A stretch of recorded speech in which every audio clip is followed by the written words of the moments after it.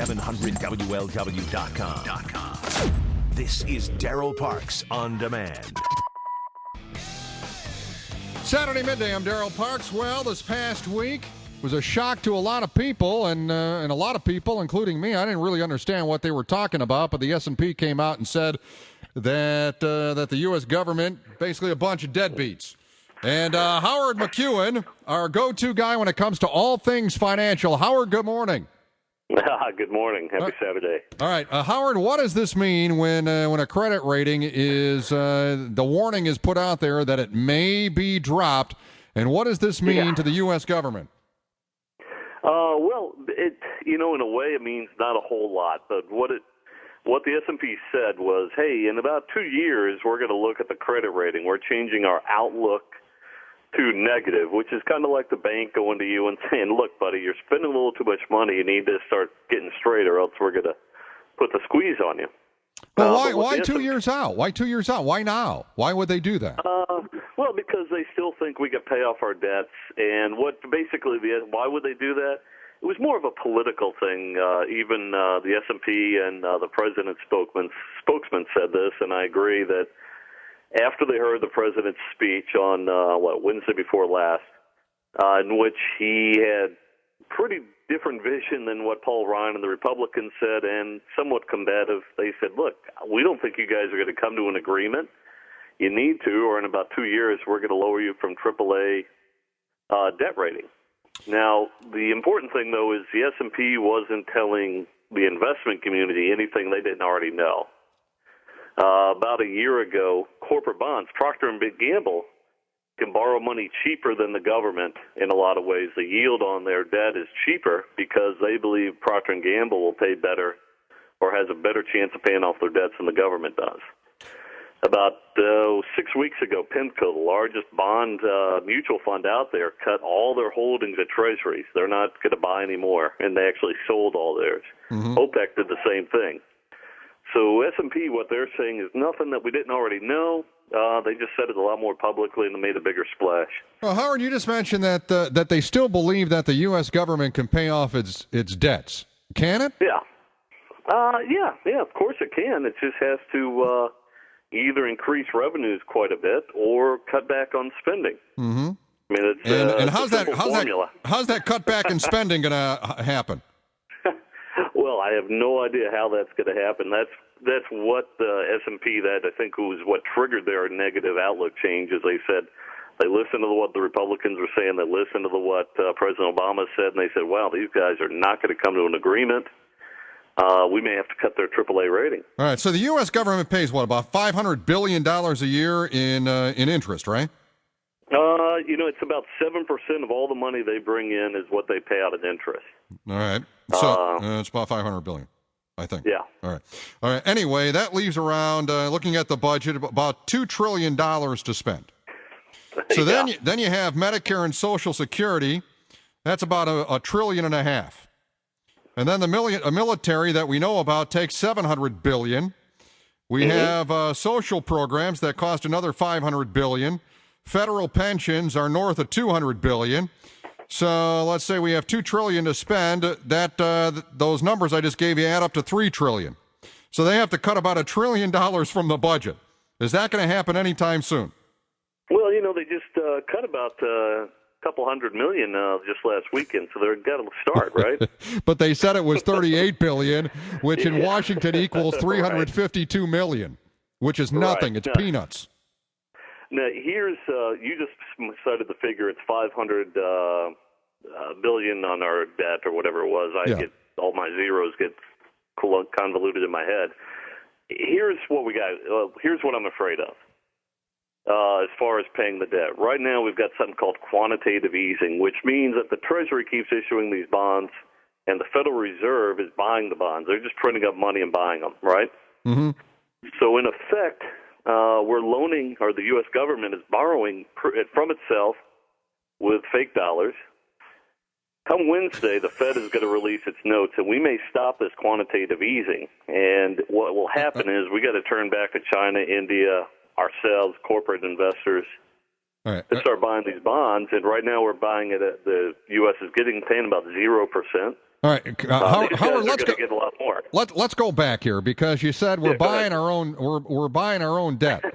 All right. So I think there may be some confusion. If you can explain this, when people talk about the Fed and then they talk about the Treasury, those are two separate entities. Two separate entities.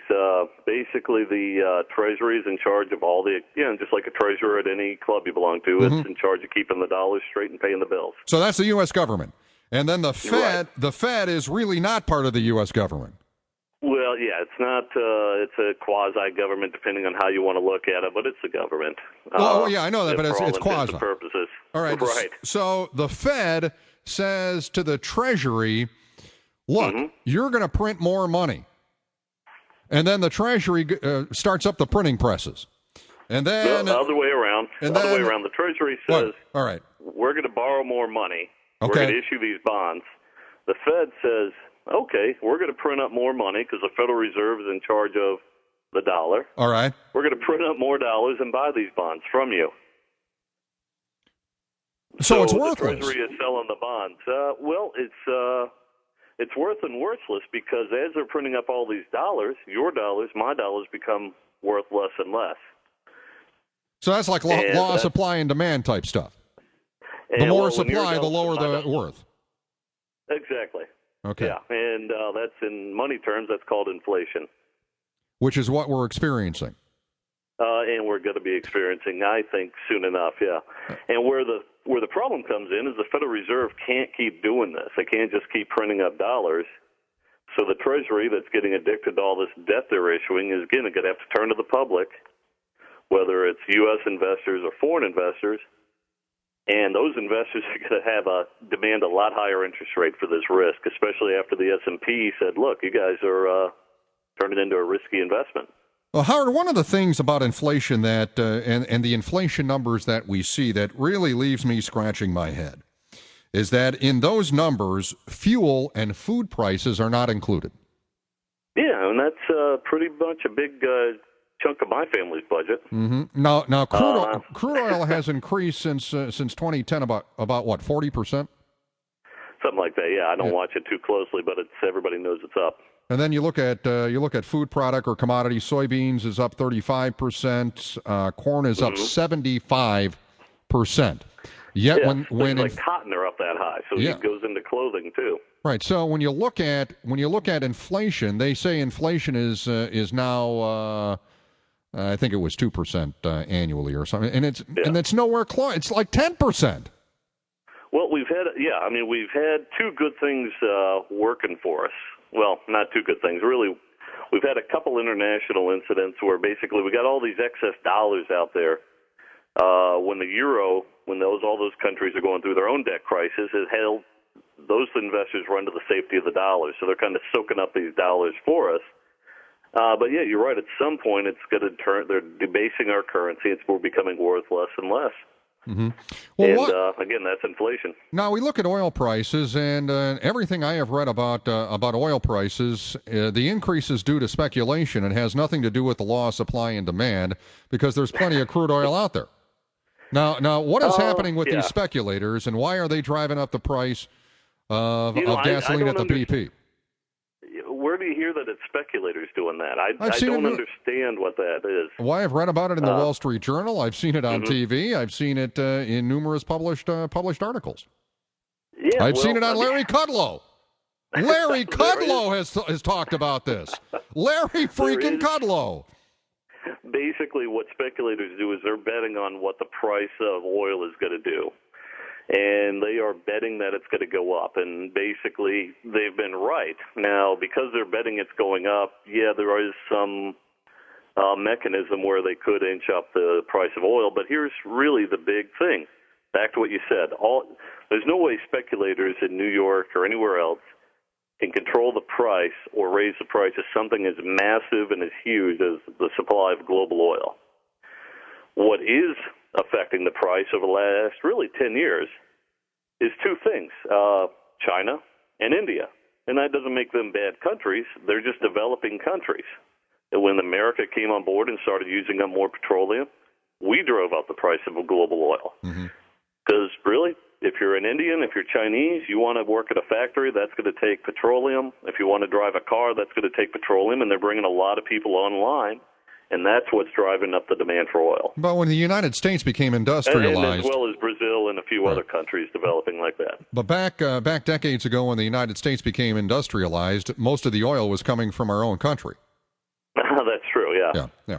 All right, well, Howard, thanks for explaining a lot of this stuff, because what ends up happening is we hear all these phrases, we hear all this talk about what is happening in the economy, and in this past week specifically with the S&P, and a lot of people start to panic, and really it was just a warning, but that warning does have some teeth.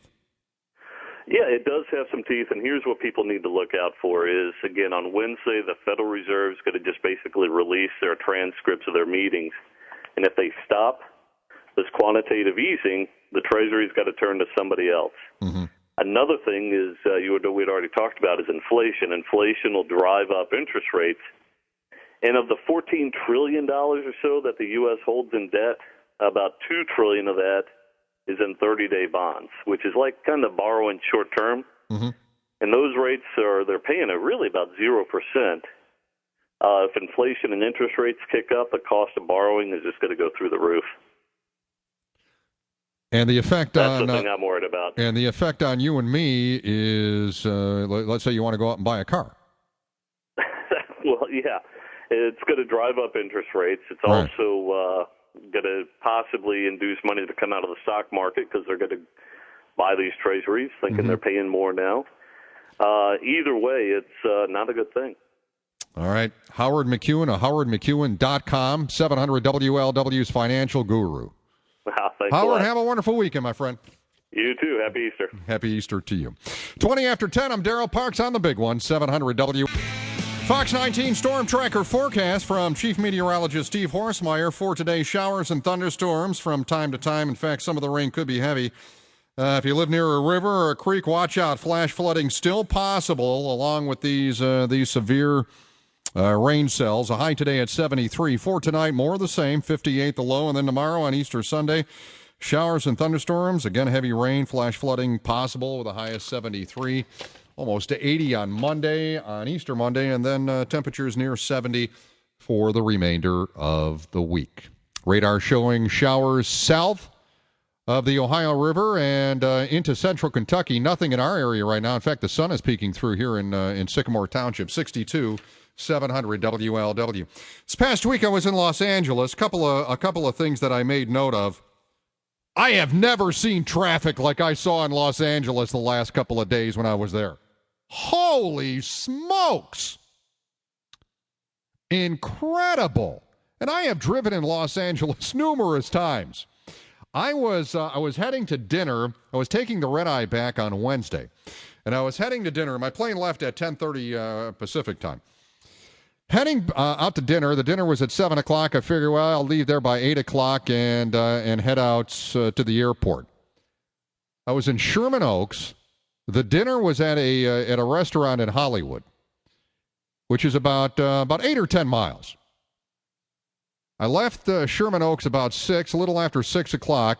About 7:15, I according to the GPS I had in the rental car, I was about 3 miles from the restaurant. And I said, there is no good that is going to come out of me going to this dinner.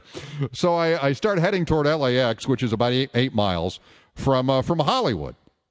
I finally, after I took back the rental car and went through security, I finally made it down toward the gate at the Delta terminal at LAX about 9 o'clock. 90 minutes before my plane took off. And all because I was stuck in traffic on the 405. Incredible traffic. Now, here's also an interesting note when it comes to gasoline. I'm filling up the rental car, and I exit at the exit if you're familiar with Los Angeles, La Tejia, is it? It's the exit before LAX. And it's where all these gas stations are, and it's the back way into the rental car agencies and the returns. So I stop at this gas station. It looks like gasoline is being embargoed. There are people lined up at every one of these gas stations.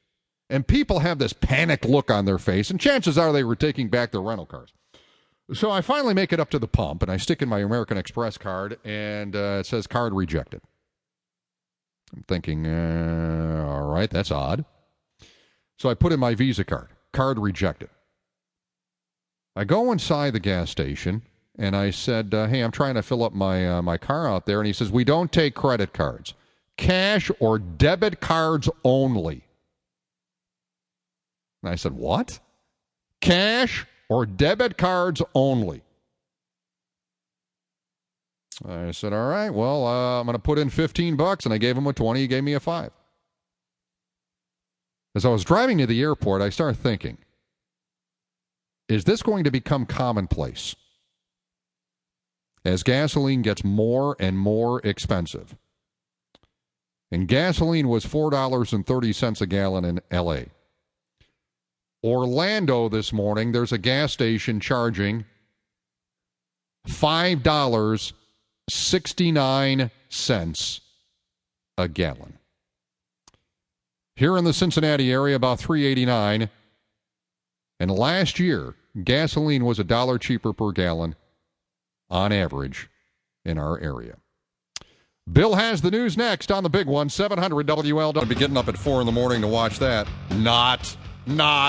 25 in front of 11. I'm Darryl Parks on Saturday midday. Ken Brew coming up with Sports Talk, 12:06 today on the big one. The big one and Tri-State Chevy dealers want you to capture the cruise. Like 700 WLW on Facebook to be the first to stay updated with information on how to capture the cruise and more. Details on how to register to win a 2011 Chevy Cruise is at 700WLW.com. It's from the Tri-State Chevy dealers and the big one. One other note on my travels of this past week. I took the red-eye back from Los Angeles. Flight left about 10:30.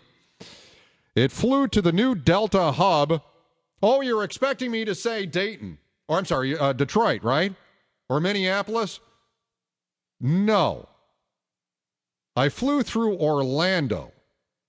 So the plane went from LAX to Orlando to Cincinnati. I arrived back here Eastern time at 10:30 in the morning on Thursday morning. You never want to take an early morning flight. This is just my tip. Never take an early morning flight from Orlando to anywhere. The plane is packed with kids, children. And I made a discovery that kids are like a pack of dogs. Like, for instance, in your neighborhood, when one dog starts barking, they all start to bark. When it comes to kids leaving Disney World, when one starts to cry and whine and scream, they all do. 2 hours of that from Orlando to CVG. And then the parents are sitting there, and they have this bizarre smile on their face. It's, the look is half ashamed, and then the other half of the look, the smile, is they're looking at the kids like they have no idea who they are. They refuse to control them. And they smile, and the kid continues to act up. People, stop raising veal. Control the kid. You know, I put that comment on my Facebook page the other day, and the comments, one of the comments was from a lady. Obviously, Darryl, you have never traveled with children. Oh, I have. Including traveling from Disney World when my kid was a kid. And there was an expectation with my son that you're not going to act up and you're going to respect the other people that are on that flight. And you're not going to annoy them. Parents do nothing today. Nothing to control those children. All right, let's go to Western Hills. This is Mike, 700 WLW. Hey, Mike. How's it going? Good. S&P 500, or the S&P rating, the bond rating, they kind of red flagged the U.S. Yeah, they threatened to reduce the rating, right? Yeah, just a reminder about the S&P. They had a AAA rating for the bonds for the mortgages the weeks before it collapsed. Correct. So I don't know it's all politics, like you said earlier. It is interesting because it is politics, Mike, and I was inquisitive, and the reason I asked Howard that, why now? 2 years out, why now? What was the purpose of the release of that press release? They should issue a junk bond rating against it. Would you, if this was a stock, would you buy stock in it? What, the U.S. government? Yeah. Hell no. No. Hell no. No. And another point, talking about the interest rates and gas. When you take the cost per gallon of gas, the average, and add it to the 30-year T-note, the rate, when you get those two values at 10 or more, that's when you have a recession. And I think we're, we at like 9, 9.5. If you say so, I haven't done that. I think so. Well, I'm just telling you, just a little note well, look, there. my question is, when you see about the rate of inflation, the annualized rate, and the claim is it's 2%. Now, but that's crap. They don't take gas and food into that. Right, and I can't figure that out. I have asked that question to numerous financial people, including Nathan Backrack, who's on 55 KRC, on the air and off the air, and I've said, Nathan, why aren't they including? He's given me some mumbo-jumbo answer, and when you think about it, what are the things that you need? It's a CPI index. It's a consumer price index. But you what need two things we buy more of? Gas and food. I don't get it. Yeah, gas and food. You need those two things. It's all politics. All right. Well, take care, Mike. Bye. Enjoy the weekend. You too. All right. Gary is in Versailles. Gary, you're on the big one. Hey, Darryl. How you doing? Good, buddy. Just wanted to comment and weigh in on what you're saying about the kids acting up. I think a lot has to do with it. People don't discipline their kids or grandchildren. There's too many cell phones out there that people call children's service because they cracked them in the hiney just like they need it. Well, it's not about cracking them in the hiney. It's telling them to shut up and sit down. Correct. And explaining what the expectations are when you get on a plane with 200 people. That's right. And you're sitting on top of each other. And if they do not do and you explain things to them, a lot of kids need a good warming up in the shorts, and people get in trouble for doing it. Yeah, I explained the expectations to my kid. I said, you're going to behave yourself, don't act up, and you're going to get free pop. And you tell them that, and you're going to get some free peanuts, and if you fly on Delta, you get that really good cookie, and maybe if you're lucky, you'll get some pretzels. So no, I'm 51 years old, and I was brought up firm from my parents, and I turned out all right whenever I needed to. My dad never gave me a butt whipping that I didn't deserve. You didn't realize it at the time, but at 51, now you know, right? That's right. It's amazing how smart your father is now. All right. Gary, have a wonderful Easter. You too. Thank you. Take care. Take a quick break here. 19 before 11 on the big one, 700 WL. Game was delayed a couple hours last night in St. Louis. Cards winners 4-2 over the Cincinnati Reds. Game number 2 of the series coming up this afternoon. Our coverage starts 3:06. Ken Brew has the inside pitch. First pitch is at 4:10. It's Travis Wood on the mound here on the home of the Cincinnati Reds. Speaking about rewarding bad behavior, and that's what's happening with these kids, for instance, on these flights. You load them up from Disney World. Also, here's an interesting side note to this. How they board in zones for Delta. So I'm standing in line. I'm in zone 4, and I hear this commotion happening over at the counter at the gate. And finally, the woman from Delta comes on the PA and says, "Please stop complaining. We do not board families with children first in Orlando. If we did that, the plane would fill up. Disney World is here." So there were parents going to complain that they had kids to the gate agent. And they should get on the plane first. Wait for your zone. Here's my point on bad behavior. If the kid's allowed to act up on the plane, that is rewarding bad behavior. How many times has Lindsay Lohan the actress going to get the Texas El Paso? How many? As it turned out, the judge threw the book at Lohan yesterday, sentenced her to 120 days in jail and also 480 hours of community service. After her court appearance, this was for violating probation.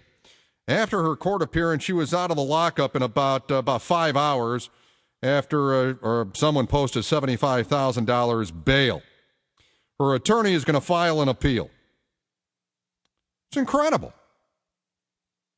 She keeps being dragged into court, and one judge after another rewards bad behavior.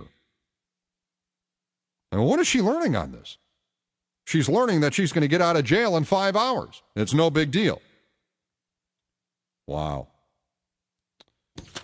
There's your example. And here's a woman who is, what, she 24? You seen a picture of her? She looks like she's 48. She has so many drugs coursing through her veins. She looks 20 years older than she is. It's incredible. Rewarding bad behavior. Let's go to Florida, the home of Disney World and screaming kids. Here's Dick, 700 WLW. What's going on, Dick? Man, you got so many subjects today to talk about. That thing about kids, I've noticed that too. I go into restaurants and the kids just act up, and I think I embarrassed my wife who's hearing me. But I'll call the manager over and tell him throw them out. Why the hell should I have? Pardon me. Well, why should I put up with that bad behavior? But anyway, right. Where in Florida are you? On the East Coast. Okay. Yeah, it's 80 degrees here. I'll be back in a few days. But on the fuel thing, it's no wonder. See, you got to blame Obama because he's watering the currency. The Arabs don't want this fiat money we're printing. They want gold and silver. Look at the price of gold and silver. That's the real price of fuel. Yeah, here's what's going to happen, and here's the big fear, and I've heard this numerous times, read numerous articles upon this, is that the U.S., the dollar, will be taken away as the global currency. Oh, it already has been. Well, it's being talked about. It hasn't been. No. Dick, follow me. Okay. It hasn't yet. The Saudi Arabians, for instance, if Germany wants to buy some Saudi oil, yeah, they have to go and buy U.S. dollars, and then they purchase the oil with U.S. dollars. The fear, Dick, is that this is going to be taken away, and then all hell breaks loose. Did you ever read about Germany in 23? They had wheelbarrows right. of German money. Worth nothing. Worth nothing, yes. Right. And the same things they're going to monetize the debt. That's the name. They're going to monetize the debt. By the way, what is the travel allowance for the White House? You don't see them staying home and saving fuel, do you? 53,300 gallons on the trip out to California for the president. Thank you. I really called up to thank you and your station for educating the people on this scam called education in the United States. The school teachers have got one of the best part-time jobs in the world.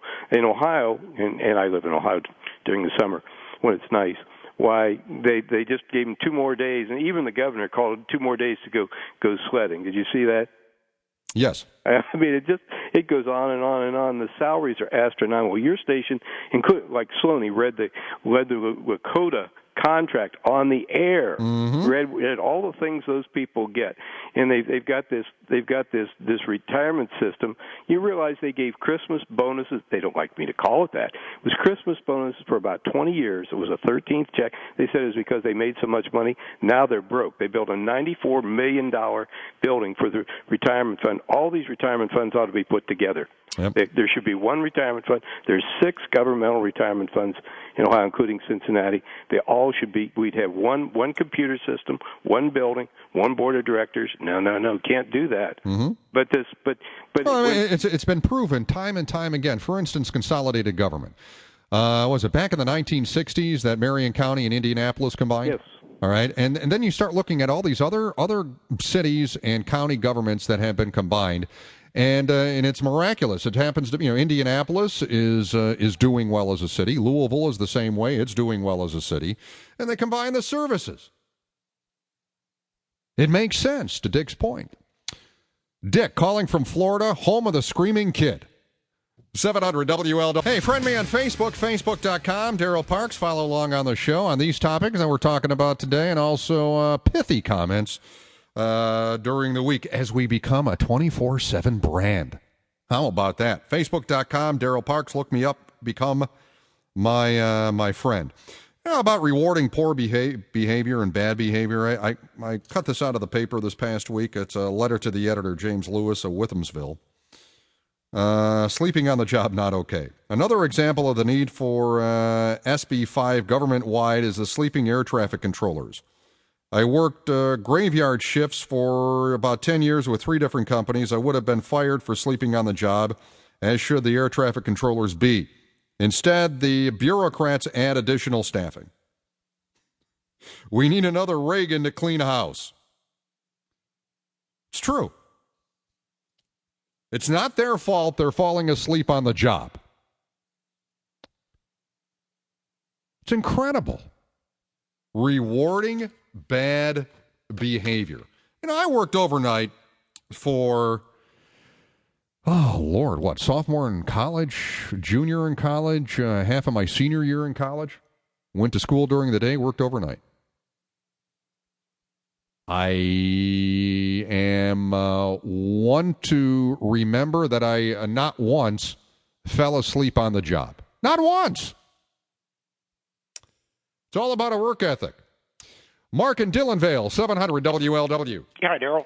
I recently received a phone message from a local radio host promoting a school bond levy.